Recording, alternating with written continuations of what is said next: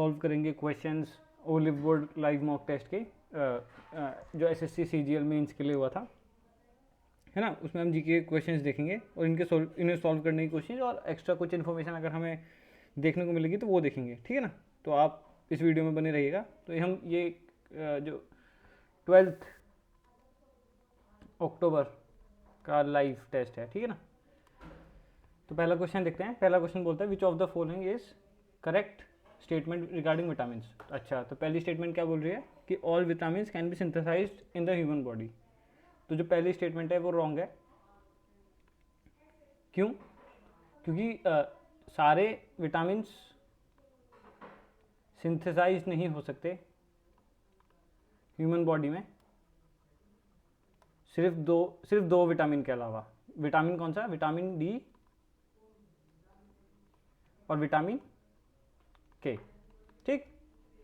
बाकी सब आपको बाहर से, मतलब आउटसाइड सोर्सेज से ही लेने पड़ेंगे, ठीक है ना। सेकंड ऑप्शन क्या है? Plants can synthesize almost all vitamin. हाँ, तो ये स्टेटमेंट ट्रू है, क्योंकि इसमें देखो पहले तो ये बोल रहा है ऑलमोस्ट ऑल, मतलब ना कोई इतनी ज़्यादा हार्ड स्टेटमेंट नहीं है, मतलब थोड़ी सी माइल्ड स्टेटमेंट है, ठीक है ना। तो ज़्यादातर ऐसी स्टेटमेंट ट्रू होती है। तो इसका एक्सेप्शन क्या है? बस विटामिन B12 प्लांट सिंथेसाइज नहीं कर सकते, उसके अलावा बाकी सारे जो आपके विटामिन हैं प्लांट सिंथेसाइज कर सकते हैं, और विटामिन आर ऑर्गेनिक कंपाउंड्स। हाँ, तो ये ट्रू है, ठीक है ना। तो इसका ऑप्शन बन जाएगा फर्स्ट रॉन्ग है इसमें, तो ये हट जाएगा आपका, ये हट जाएगा, ये हट जाएगा, और option B and C true हो जाएगा। अब विटामिन के बारे में अगर आपको मैं थोड़ी सी और जानकारी दूँ तो विटामिन क्या होते हैं? माइक्रो न्यूट्रिएंट्स होते हैं, ठीक है ना।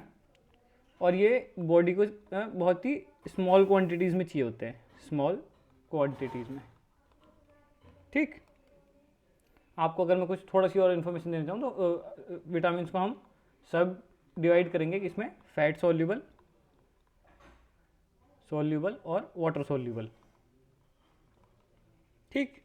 तो फैट सॉल्यूबल विटामिन कौन से हैं? ए, डी, ई और के। और वाटर सॉल्यूबल विटामिन कौन से हैं? बी एंड सी, ठीक है ना। और ये किस चीज़ के लिए इंपॉर्टेंट होते हैं? तो इंपॉर्टेंट फॉर मेटाबॉलिज्म, बोन के फंक्शन के लिए, फंक्शन ऑफ बोन, और इम्यून सिस्टम के लिए भी, इम्यून सिस्टम, ठीक है। तो आपको इन चीज़ों का ध्यान रखना है। अब हम चलते हैं नेक्स्ट क्वेश्चन पे। तो इसमें लिखा है with reference to Charaideo Moidams consider the following statement. अच्छा, तो it is mount burial system located in Assam belonging to Ahom kingdom. हाँ, तो ये स्टेटमेंट ट्रू है, ठीक है। इट बिकेम द 43rd, हाँ ये भी स्टेटमेंट ट्रू है। तो इसमें कौन सी आंसर हो जाएगा इसका? बोथ 1 और 2। तो ये तो मैंने आपको इसकी चराइदेव मैडम्स की फ़ोटो यहाँ पे लगा दी है। अगर मैं आपको इसके बारे में बताऊँ तो आसाम में ये है, ये तो आपको पता ही चल गया, ठीक है ना। और यहाँ पे ब्यूरियल जो देखा जाता था, ठीक है ना, तो वो जो रॉयल होते थे ना अहोम किंगडम के, जो भी जैसे राजा हो गया या सेना या कोई मंत्री हो गया अहोम किंगडम के, तो उनका ब्यूरियल होता था यहाँ पे, ठीक है ना। अहोम किंगडम के अगर मैं आपको फाउंडर की बात करूँ तो अहोम किंगडम के फाउंडर कौन है? उनका नाम है सुखफाल, ठीक है। तो आपको ध्यान रखना है कि ये 43rd वर्ल्ड हेरिटेज साइट है यूनेस्को की, ठीक है ना। असम में है, अहोम किंगडम से रिलेट करता है, तो यस बोथ 1 और 2 इसका आंसर हो जाएगा, ठीक है। तो चलिए नेक्स्ट क्वेश्चन पे चलते हैं। इसमें पूछता है which of the following statement is correct regarding the Indus Valley Civilisation, ठीक है। The art of bronze casting was practised on a wide scale by Harappan, बिल्कुल सही बात है। They were aware of lost wax technique, बिल्कुल ठीक। द स्पिनिंग ऑन कॉटन, वह ठीक। तो इसमें अगर आपको देखा जाए तो ये डांसिंग गर्ल का स्टैचू है, और ये बना किससे है? तो ये कॉपर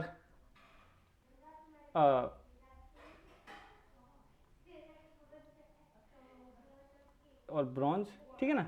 और ये किस मेथड से बना है? तो ये सिर्फ लोस्ट वैक्स टेक्निक से ही इसको बनाया गया है, ठीक है ना। कॉटन जैसा आपको पता था, कॉटन को क्या बोलते थे? सिंडॉन बोलते थे। और बहुत ज़्यादा इनका जो इनका उगाव वगैरह है बहुत ज़्यादा होता था, ठीक है ना। और हमको बहुत जगह क्या देखने के लिए मिले, हमको स्पिनिंग टूल, जो सूत स्पिनिंग टूल्स मिले हैं, ठीक है, स्प्लिंडर्स मिले हैं, ठीक है ना। बहुत ज़्यादा वूवन टेक्सटाइल्स होते हैं ना, उनके बहुत ज़्यादा चीज़ें मिली हैं हमें हड़प्पन सभ्यता में। तो आपको ये तीनों चीज़ें याद रखनी है। इसमें स्टेटमेंट 1, 2 एंड 3 तीनों ही करेक्ट है, ठीक है ना। आप ये भी डांसिंग गर्ल का याद रखना कि ये कॉपर ब्रॉन्ज की बनी है, लॉस्ट वैक्स टेक्निक से बनी है। कहाँ मिली है ये? हड़प्पा में मिली है, ठीक है ना। तो इससे हमें ये पता चल जाएगा लॉस्ट वैक्स टेक्निक का, हाँ पता था, वाइल्ड स्केल पे होती थी। इसके अलावा भी हमको बहुत सारी चीज़ें मिली हैं, ठीक है। और कॉटन तो ये स्पिन उगाते थे और पहनते भी थे और बेचते भी थे, एक्सपोर्ट भी करते थे, तो ये हमको पता ही होना चाहिए, ठीक है। नेक्स्ट क्वेश्चन देखते हैं। इसमें बोलता है Indian economy marginal workers refer to. अच्छा, तो ये बोल रहे हैं कि मार्जिनल वर्कर को हम किससे रिफर करते हैं। तो इसमें देखा है those worker who work less than 6 months, ठीक है। Those workers who contribute to productivity is 0, ठीक है। Those workers who use outdated technologies, अच्छा। Those workers who have not worked any time in the year, अच्छा। तो अगर आप marginal worker के बारे में अगर सेंसस में देखो ना, तो सेंसस ये बोलता है कि मार्जिनल वर्कर वो लोग हैं जो those who work less than 6 months, ठीक है। 6 मंथ्स है ईयर, 6 मंथ्स या 183 डेज, ठीक है ना।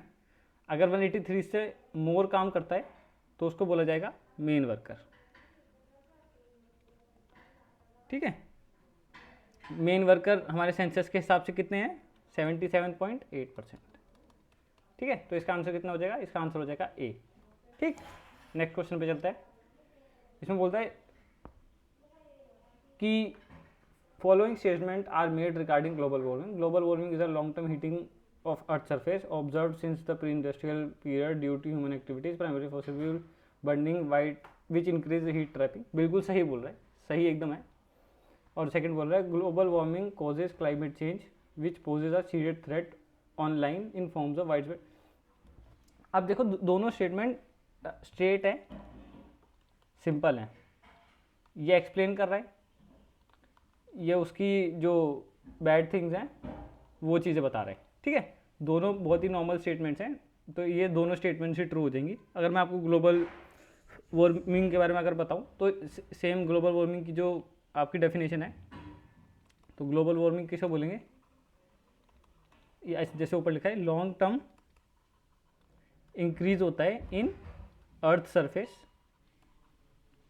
सरफेस एवरेज टेम्परेचर, मतलब अर्थ के एवरेज टेम्परेचर में जो इंक्रीज देखने को मिलता है उसको हम ग्लोबल वार्मिंग करते हैं। तो ग्लोबल वार्मिंग ऐसा नहीं है कि सिर्फ मैन मेड ही होती है, ग्लोबल वार्मिंग नेचुरल भी होती है।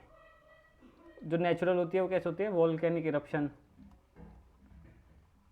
ठीक है ना, ऐसी चीज़ों से होती है। तो ये ठीक है, गुड बोलेंगे इसको, ठीक है ना। मैन मेड जो है, जो आप देख ही रहे हो कैसे हो रही है, फॉसिल फ्यूल बर्निंग से, है ना। फॉसिल फ्यूल बर्निंग से हो जाएगा, आपका कोल से हो जाएगा, इंडस्ट्रियल पॉल्यूशन हो जाएगा। तो ये क्या करते हैं, हमारे जो टेम्परेचर इंक्रीज करने का जो रेट है ना उसको बढ़ा देते हैं, तो ये बैड है, ठीक है ना। और अगर मैं कुछ आपको इंटरनेशनल एफर्ट्स के बारे में बताऊं ग्रीन हाउस गैस के, तो सबसे पहला उसमें होता है पेरिस क्लाइमेट 2015।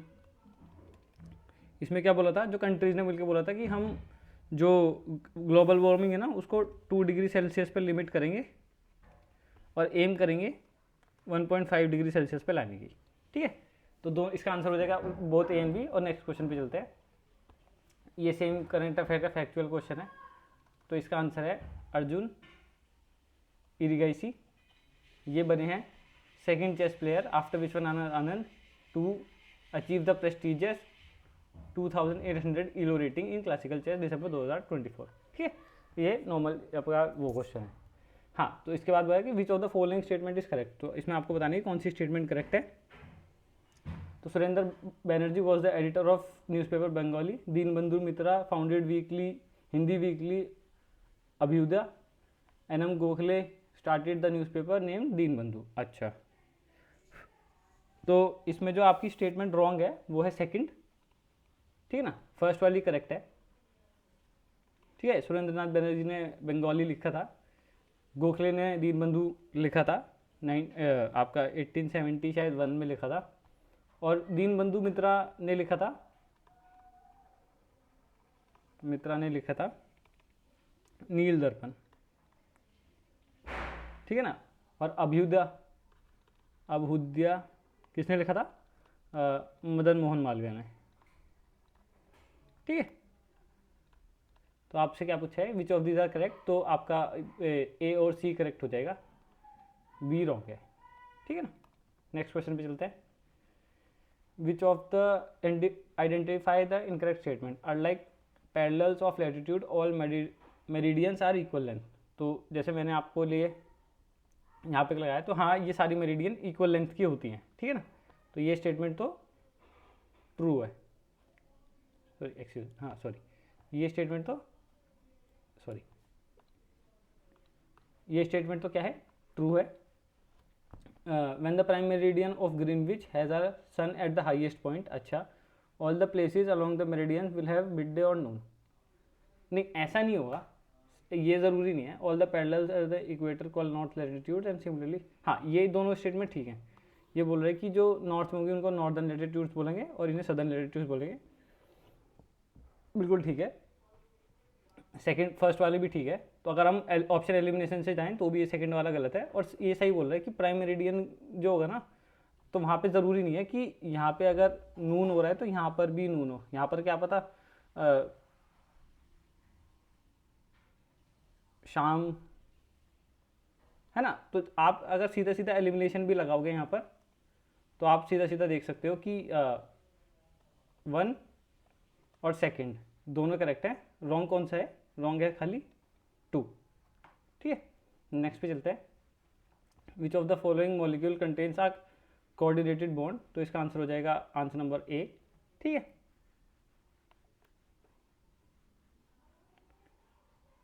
इसके बाद CO का क्या बोलता है? Carbon monoxide.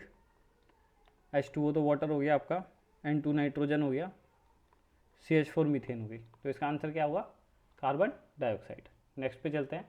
इसमें बोल रहा है which of the following provision can lead to the resignation of council of minister. तो काउंसिल ऑफ मिनिस्टर का आप रिजाइन करेंगे जब उन पे क्या होगा, लोकसभा का कॉन्फिडेंस लूज कर देंगे ना, जब रेजिग्नेशन कर देंगे काउंसिल ऑफ मिनिस्टर, क्योंकि इसका मतलब होगा कि सरकार के पास मेजोरिटी नहीं है और वो पीपल का कॉन्फिडेंस नहीं रखती गवर्नमेंट। ठीक है, तो वहाँ पे रिजाइन कर देंगे। तो इसमें क्या है, if no confidence motion is pass, ठीक है।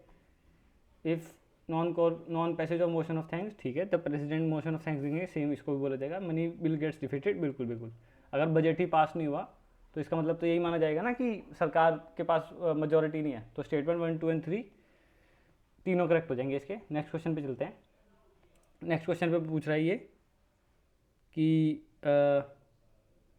हाँ, which of the following statement is are correct about the national calculation of national income of India. तो पहला पूछ रहा है it includes total value of final goods and services produced by the resident and non residents of the country during the accounting year. अच्छा, second पूछ रहा है it is calculated as net national product NNP at factor cost, और ये बोला है it does not include taxes depreciation eight non factor income input, sorry.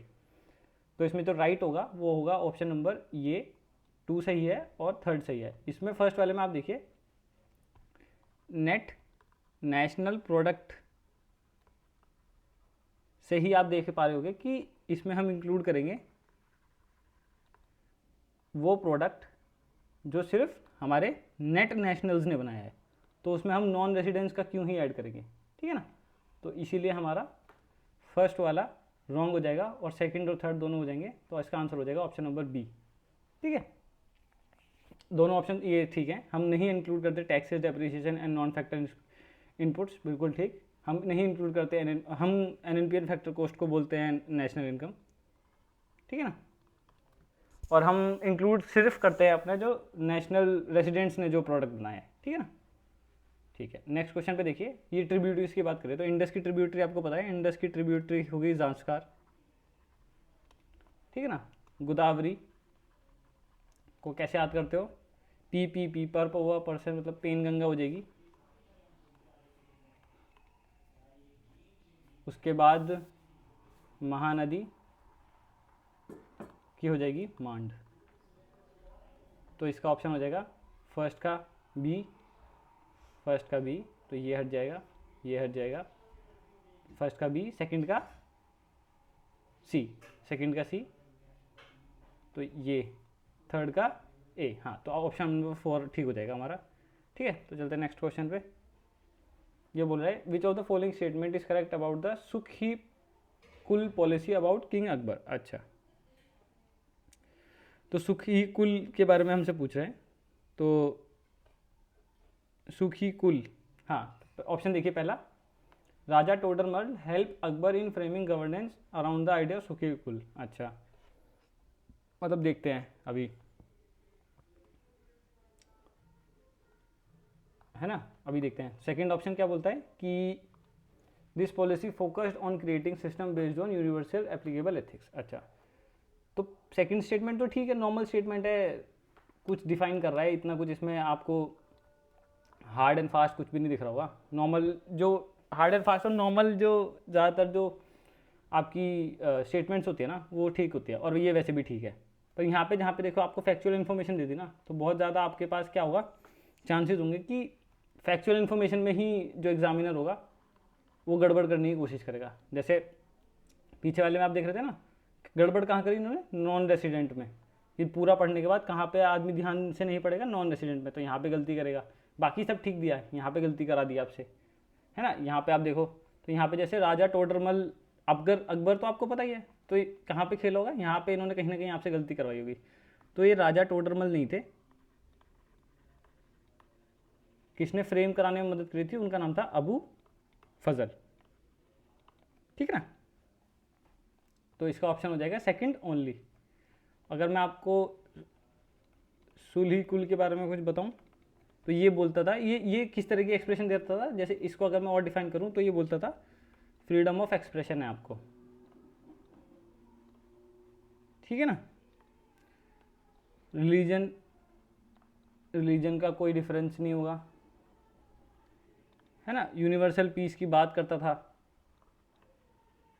Religious tolerance की भी बात करता था। ठीक है ना, तो सारी कैसी कैसी बताता था, यूनिवर्सल एप्लीकेबल एथिक्स की ही सारी बातें करता था।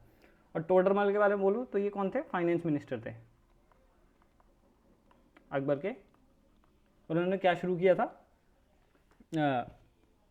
आपका जब्त सिस्टम इन्होंने शुरू किया था। ठीक है ना, ठीक। नेक्स्ट क्वेश्चन पे चलते हैं, तो आंसर इसका हो जाएगा 2 ओनली। नेक्स्ट क्वेश्चन पे करते हैं। इसमें पूछता है which of the following statement is correct about the Indian council act 1909 which is probably known as Minto. तो आपको इसमें फैक्चुअल चीज़ें याद क्या करनी है आगे के लिए। 1909 में जो रिफॉर्म आया था उसका नाम था मॉल्टी-मिंटो रिफॉर्म्स। ठीक है, स्ट्रेंथ ऑफ इंक्रीज, बिल्कुल।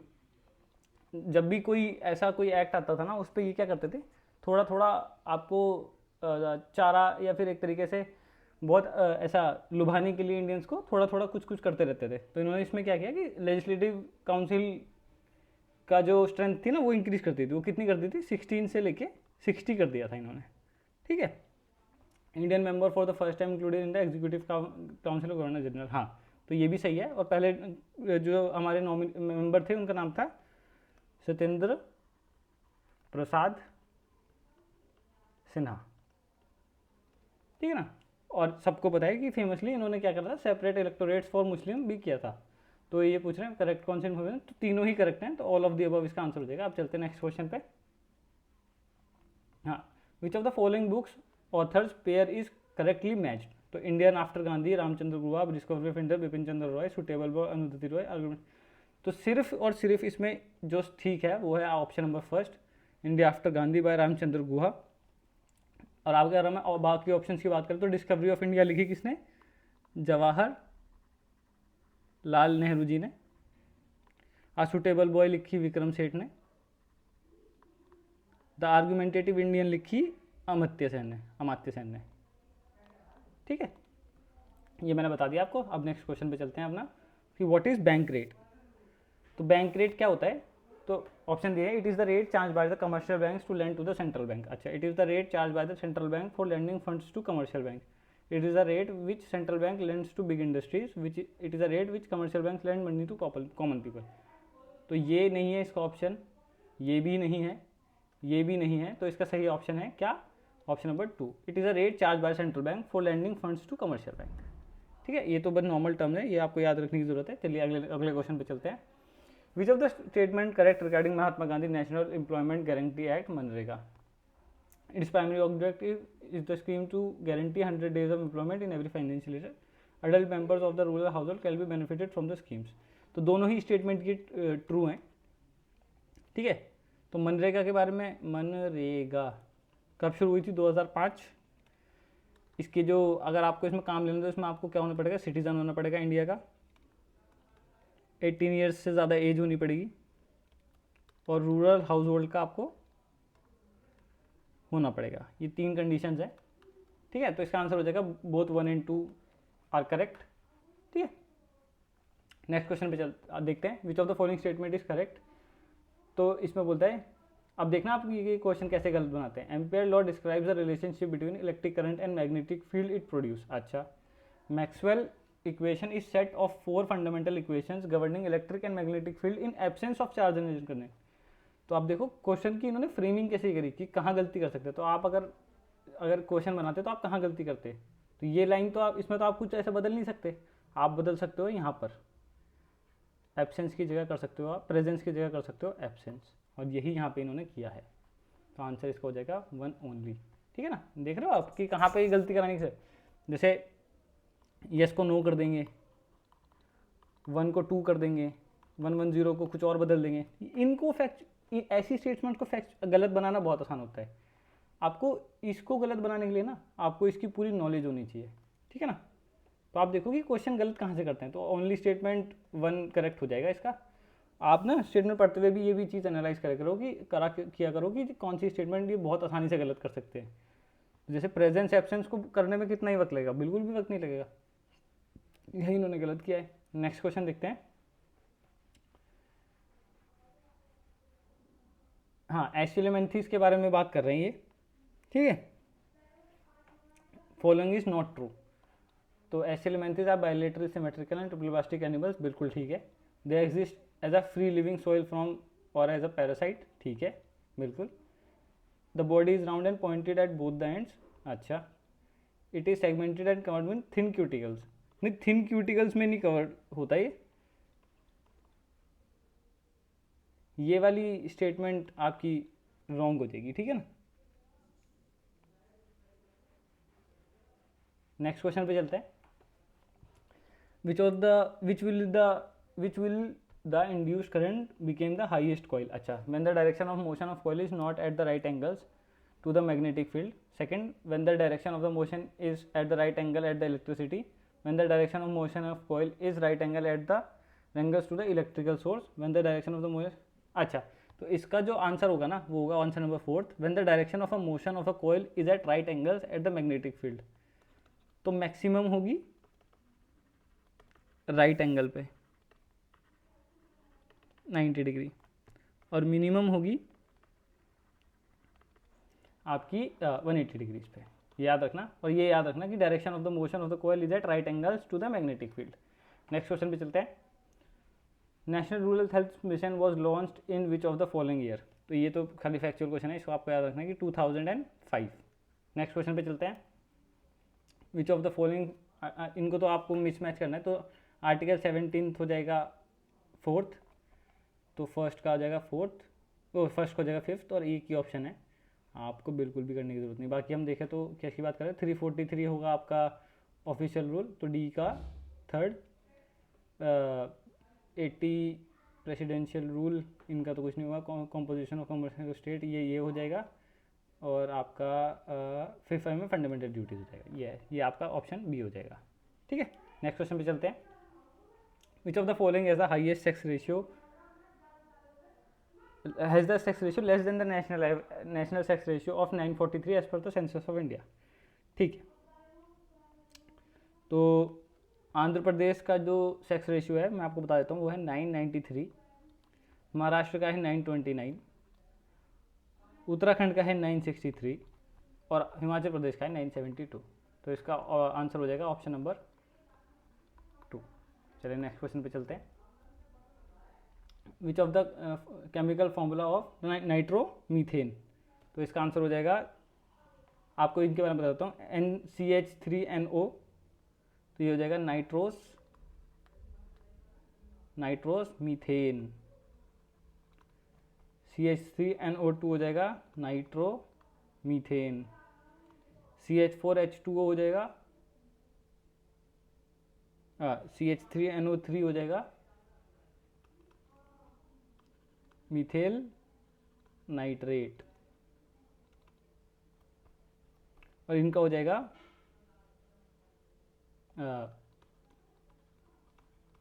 रीसोफिल। तो आंसर हो जाएगा आपका आंसर नंबर 2। ठीक है। Which of the following was uploaded by the national health organization as one of the exemplary platform for flawless collecting routines administrative data on nutrition. Answer इसका हो जाएगा आपका द पोषण ट्रैकर। और पोषण ट्रैकर किसने लॉन्च किया है, तो मैं आपको मिनिस्ट्री बता देता हूँ। मिनिस्ट्री आपको याद रखनी पड़ेगी, इसकी मिनिस्ट्री है ministry of women and child welfare. तो हाँ, हाय गाइस, मैंने ये अभी नया वीडियो का पैटर्न ट्राई किया है। अगर आप हर हफ्ते चाहते हो कि मैं आपको ऑप्शंस के साथ कैसे आपके MCQs को अटेम्प्ट करना है और एडिशनल इन्फॉर्मेशन जो ज़रूरी है क्वेश्चंस के साथ, अगर आपको चाहिए तो आप नीचे कमेंट सेक्शन में लिख देना। मैं ऐसी ही वीडियो और बनाने की कोशिश करूँगा। ये बस मैंने आज ट्रायल बेसिस पे बनाने की कोशिश की है, जिससे कि बहुत सारे लोगों को ना GK में क्वेश्चंस को पता नहीं चल पाता कैसे कैसे करना है, तो कैसे कैसे अटैम्प्ट करना है। अगर आपको ये वीडियो हेल्पफुल लगी हो तो आप सब्सक्राइब कर देना चैनल को, और लाइक ज़रूर दबा देना, ठीक है ना। तो अगर आपको अच्छी लगी तो मिलते हैं नेक्स्ट वीडियो में, नहीं तो फिर देखेंगे कैसा रहा। तो आपको बता देना अगर आपको कुछ भी इम्प्रूव करने के लिए कुछ भी बताना हो इसमें, कहीं मैंने कुछ गलती कर दी हो, कुछ नहीं बताया हो ठीक से, या कहीं पे मिस्टेक हो गई हो, तो आप कमेंट सेक्शन में लिख देना, मैं आगे से ध्यान रखूँगा इस चीज़ के लिए, ठीक है ना। अगर आपको ये वीडियो अच्छी लगी हो तो आप इसको चैनल को सब्सक्राइब करने के लिए देख सकते हो। तो यही था इस वीडियो में, ठीक है, थैंक यू।